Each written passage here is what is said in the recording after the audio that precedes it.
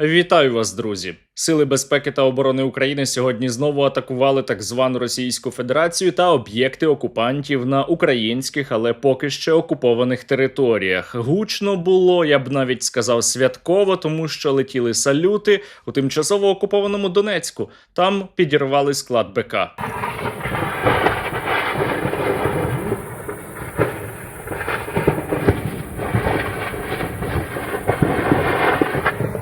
Крім того, у районі міста Геленджик димівся аеропорт, його атакували українські безпілотники, а ще загорівся Афіпський нафтопереробний завод, який розташований на Кубані, вже далеко не вперше. Ну і звісно, свою справу зробили також і обломки, які атакували Газпром Нефтехім Салават у Башкортостані, але, звісно, вони нічого не змогли уразити.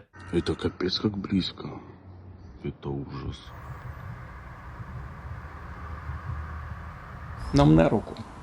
Повторяю, это нам на руку. Під час атаки українських дронів, хоча, даруйте, падіння обломків, взагалі не було помітно роботи російської ППО. Напевно, тому що ППОшникам просто не заплатили. Предлагаю назначить денежное вознаграждение в размере 20 тысяч рублей за один збитий безпілотник. Газпром Нефтехім Салават у Башкортостані розташований за понад 1300 кілометрів від українського державного кордону. Це один із найбільших російських нафтохімічних комплексів. Він поєднує нафтопереробку, газохімію та виробництво мономерів, а також потужність його оцінюється приблизно у 10 мільйонів тонн сировини на рік. На даному комплексі виробляють бензини, дизель, мазут, бітум, сірку, поліетилен, стирол, карбамід та аміак. Ця атака важлива, бо б'є не по якійсь там нафтобазі, а по дуже великому промисловому вузлу, який працює і на паливний баланс, і на хімічну галузь так званої Росії. «Газпром Нефтехим Салават» – уникальный завод. На территории в 1300 гектаров расположены 4 отдельных производства полного цикла: нефтепереработка, нефти и газохимия, производство акриловой кислоты. За даними видання Bloomberg, переробка нафти на Росії обвалилася до мінімуму із 2005 року. У липні російські НПЗ в середньому переробляли 3,91 мільйона барелів сирої нафти на добу, і це найнижчий показник із березня 2005 року. У порівнянні з середнім рівнем роком раніше обсяги переробки скоротилися майже на 1,5 мільйона барелів на добу, але минулого року російські НПЗ вже горіли, тобто реальне скорочення переробки іще більше. Маємо подякувати за це українському війську, силам безпеки та оборони України, які вибивають постійно російську нафтопереробку, а ще дякуємо нашому таємному агентові, який майже здійснив історичну операцію на території Росії.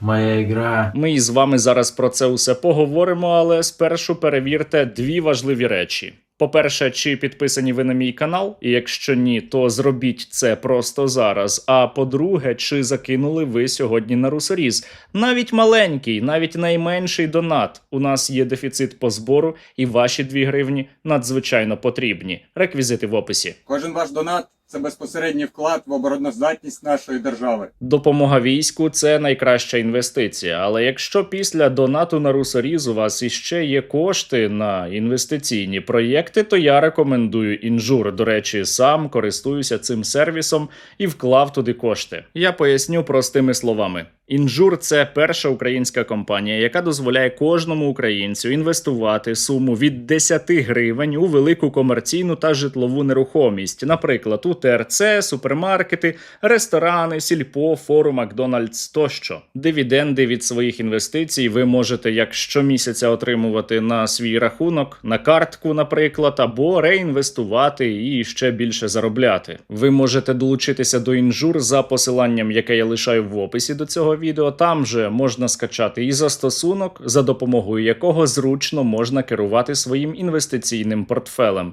Інвестуйте у правильні речі. Ну а тепер давайте поговоримо про черговий цирк, який влаштувала російська ФСБ. Там заявили, що начебто Україна збиралася провести іще одну операцію «Павутина» на Підмосков'ї, щоб атакувати стратегічно важливий об'єкт за допомогою FPV-дронів, і усе це мав організувати Київстонер.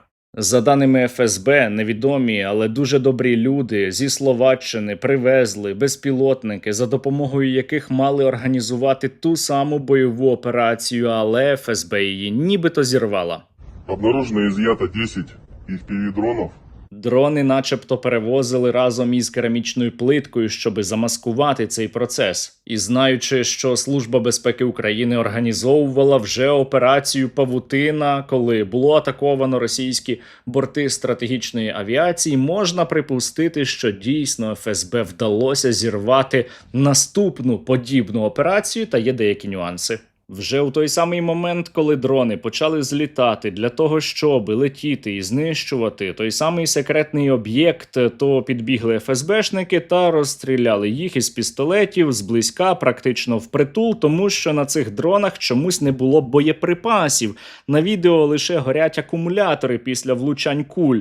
Тож як ці дрони мали щось атакувати без вибухівки? Питань наразі точно більше, ніж відповідей. За повідомленням російських пропагандистів, до цієї операції проти невідомого російського об'єкта у Підмосков'ї також був залучений якийсь школяр і бандит-рецидивіст, який виявився участником війны против Украины. В цепочке пособников оказались и школьники. Исполнитель теракта – идейный террорист. Экстремист отсидел 10 лет за то, что убивал, насиловал и грабил. В 2022 году вышел по УДО, воевал в рядах ЧВК «Вагнер». Лучше убейте меня.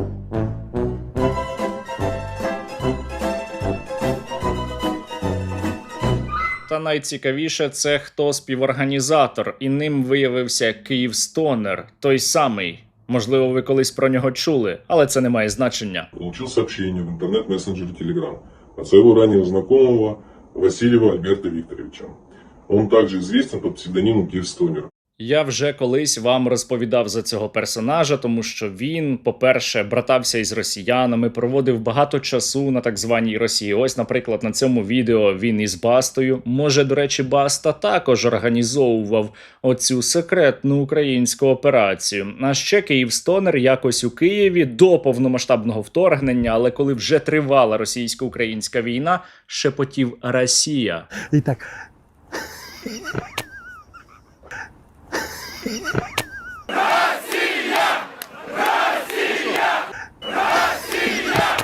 Тому я можу із великою впевненістю сказати, що Київстонер – це дуже глибоко законспірований секретний агент українських спецслужб, який чи то хотів справді здійснити таку операцію, чи то просто скучив за Москвою. Скучаешь ли ты по поездкам в Россию? Да. Проте, якщо ви думали, що це мала бути операція «Павутина 2.0», то ви сильно помилилися, тому що у росіян зараз буквально кожні місяць-два з'являються новини, як вони запобігають новим і новим серіям павутини. Якось у Ростові таке сталося. Украинская разведка предложила осуществить ни много ни мало теракт в Ростове-на-Дону. Вторую серию, проведенный год назад паутины. Агент виїхав на місце забирати дрони. Не знаю, як там було насправді, але про всяк випадок маю подякувати тим, хто допомагає українському війську, Ані Лорак, Максу Коржу та Київстонеру. Без вас було би набагато складніше. Ну а учора Владимир Путін виступав із черговим стендапом про те, наскільки серйозно він відірвався від реальності. А мы развиваем свою экономику. В общем, в экономике, извините меня, жопа. Совершенствуем вооруженные силы. Добиваемся новых результатов в сфере оборонно-промышленного комплекса. Вот мы применили орешник. Ну и что? Кто должен был этого испугаться? И идем вперед. Ну, мы подуперлись, скажем так. Нас и ждет, безусловно, победа. Побєда? Яка така побєда чекає на так звану Росію? Навіть один із улюблених режисерів Владимира Путіна просив так не говорити. Я, кстати, сегодня против вот этой бесконечной нашей этой мантры «мы победим, мы победим». Пускай военные говорят «мы победим», а нам не надо этого говорить. Та й зрештою за самим визначенням не може бути у так званої Росії жодної побєди, тому що війни немає. Це спеціальна військова операція на території Росії. Никто и не говорил, что СВО может закончиться победой. Он может закончиться достижением целей. Победа он не может закончиться по определению. Владімір Путін учора також дав зрозуміти, що він не налаштований на зупинку або припинення війни проти України і хоче й далі займатися тероризмом та атакувати наші міста і вбивати наших людей. Він це пояснює, начебто, відповіддю на українські атаки, хоча це саме Україна відповідає на російську агресію. Наши ответы всегда будут зеркальными, куда бы они пытались наносить удар. На территории Российской Федерации мы будем отвечать зеркально, только в несколько раз мощнее. Заявив Владімір Путін, і сьогодні вночі росіяни вдарили по Києву балістикою, атакували, от як ви можете бачити, асфальт, автостоянку і склади, а ще били по Чернігівщині та поранили 2 жінок.